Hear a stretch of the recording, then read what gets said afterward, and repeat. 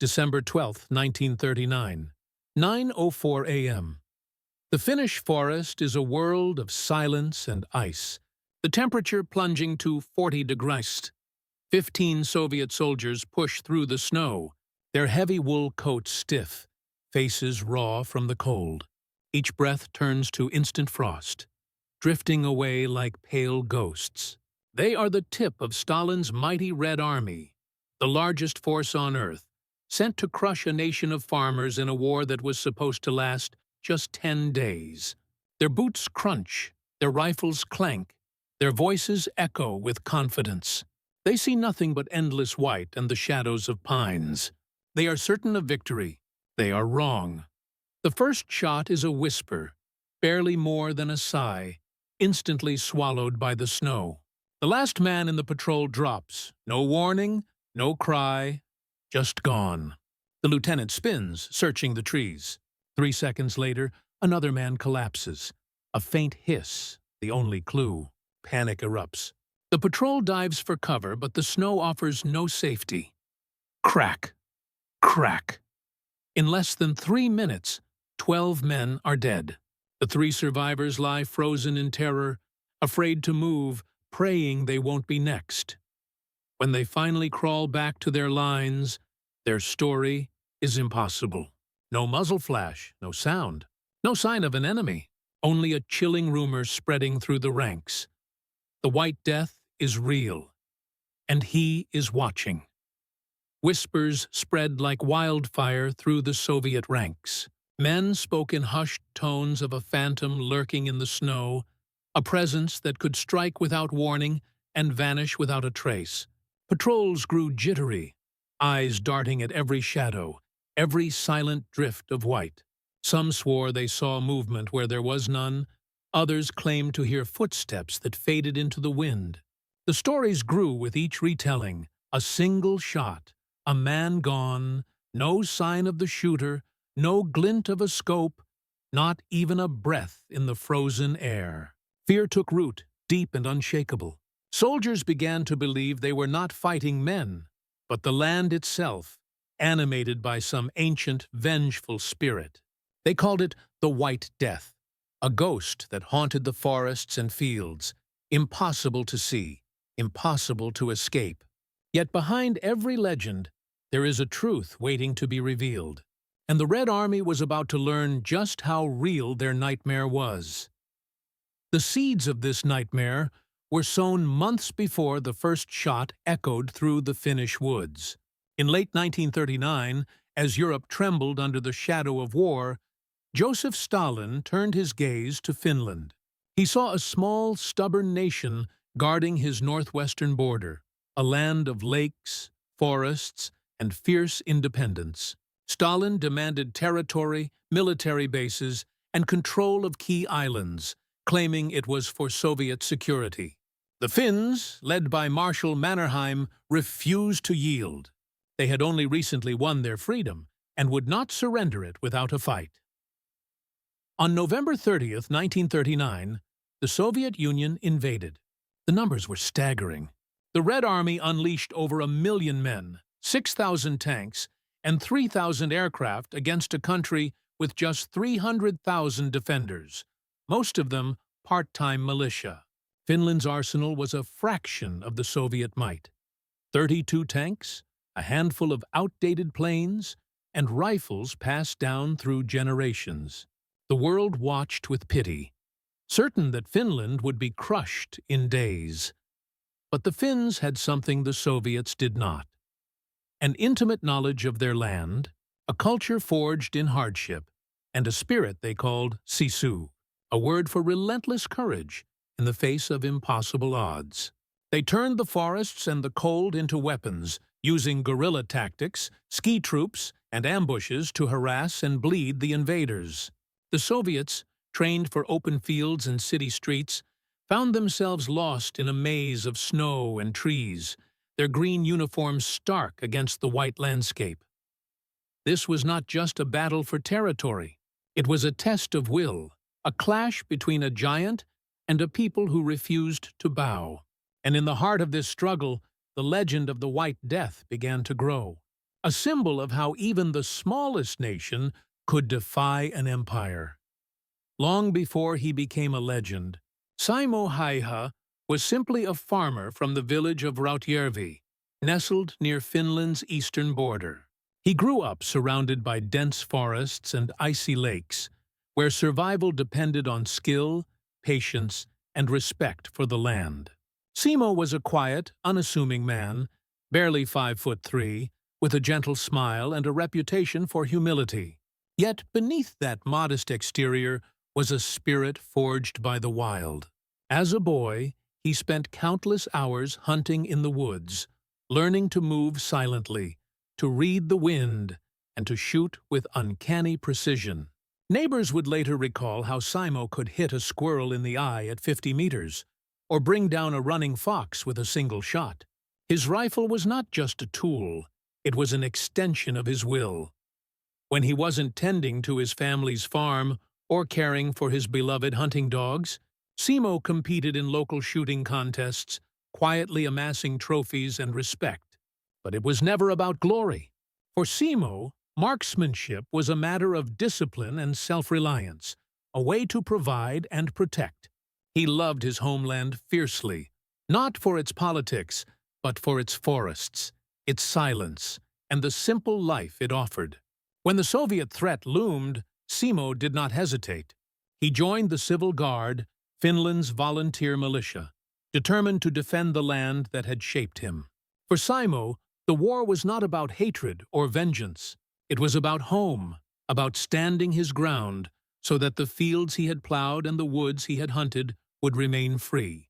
In the coming months, that quiet resolve would become the Red Army's greatest nightmare. Simo Häyhä's legend was not built on superior weapons or advanced technology, but on a series of simple, ingenious tricks born from a lifetime in the wild. When offered a state-of-the-art sniper scope, Simo refused. He chose to rely on the iron sights of his old Mosin Nagant rifle, a decision that baffled his commanders. But Simo understood the dangers of glass in the winter sun. A scope could catch the light and betray his position, a fatal mistake in the blinding white of the Finnish snow. Iron sights, by contrast, were invisible and reliable, allowing him to stay hidden and strike without warning. But Simo's adaptations didn't stop there. He knew that even the smallest disturbance could give him away. Before taking a shot, he would spend time carefully packing the snow in front of his rifle, then pour water over it to create a solid block of ice. This absorbed the muzzle blast, preventing the telltale puff of snow that enemy snipers watched for. To hide his breath in the frigid air, Simo would fill his mouth with snow, cooling each exhale so it wouldn't fog and reveal his location. These tricks, simple as they seemed, made him nearly invisible. While Soviet snipers searched for glints of glass and clouds of breath, Simo became a ghost, silent, unseen, and deadly. His methods were the product of common sense and deep familiarity with the land, not military doctrine. In a war where technology and numbers seemed to decide everything, it was Simo's quiet ingenuity that turned the tide, leaving the Red Army hunting shadows in a world of white. The enemy's perspective within days. Fear began to seep through the Soviet ranks like a chill deeper than the winter itself. Official reports grew frantic, describing patrols that vanished without a trace and officers who fell dead with no warning. In the barracks, rumors spread faster than the cold. Soldiers whispered about the White Death, a phantom who could kill from nowhere, whose bullets seemed to come from the very snow.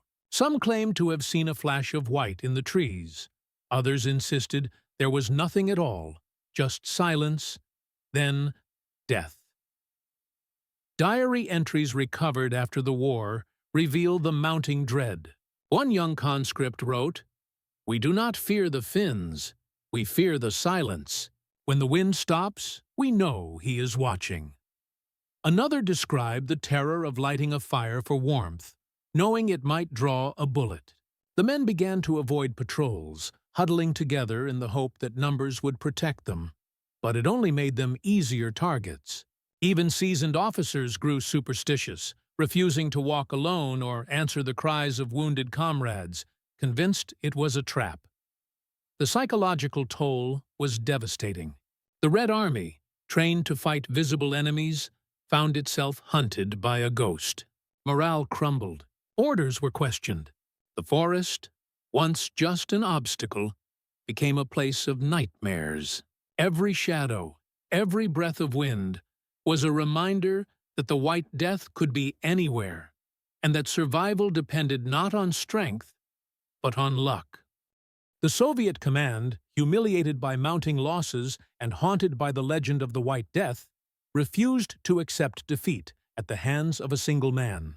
Determined to break the spell of fear gripping their troops, they escalated their response. Elite snipers from Moscow, armed with the latest scoped rifles, were dispatched to the front with one mission: hunt down the ghost in the snow. These men were the best the Red Army had to offer, trained in precision and stealth.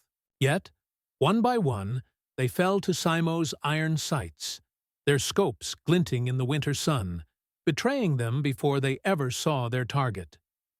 Frustration turned to desperation. The Soviets unleashed mass artillery barrages, blanketing entire sections of forest with shells at the slightest sign of a sniper. Trees were splintered, snow churned into mud. But Simo always seemed to slip away, reappearing in another place, as if the land itself protected him. When snipers and artillery failed, the Red Army formed special counter-sniper platoons, dozens of men, machine guns at the ready, sweeping the woods in search of a single farmer. But Simo was never where they expected. He built new nests each day, moved silently on skis, and struck from angles no one anticipated. The contrast could not have been sharper. The Soviets relied on brute force, overwhelming numbers, and technology, convinced that more firepower would solve the problem. Simo relied on patience, knowledge of the land, and the simplest of tricks. While the Red Army thundered through the forest, Simo became a shadow, adapting to every new threat with quiet cunning. Each failed attempt to catch him only deepened the myth, turning the White Death from a man into a force of nature, one the Soviets could neither predict nor defeat. The Soviets' frustration reached its peak in late February when a special counter-sniper platoon was assembled with a single purpose: find and kill the White Death. 30 of the Red Army's best marksmen, supported by machine gunners, moved into the forest at dawn, their nerves taut, their rifles ready.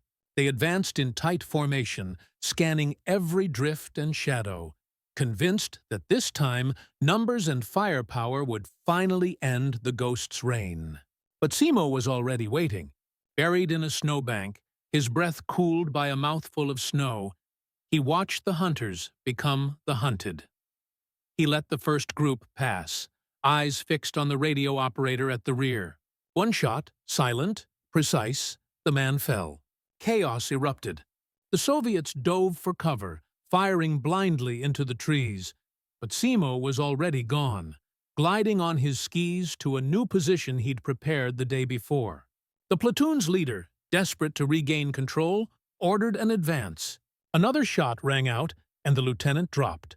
Panic spread like wildfire. The men huddled together for safety. But Simo struck again, this time with his submachine gun, cutting down a cluster of soldiers who had dared to light a fire for warmth. By nightfall, the survivors scattered, fleeing into the darkness and cold. The next morning, Finnish patrols found the platoon decimated, bodies frozen in the snow, weapons abandoned. But Simo's luck was about to run out.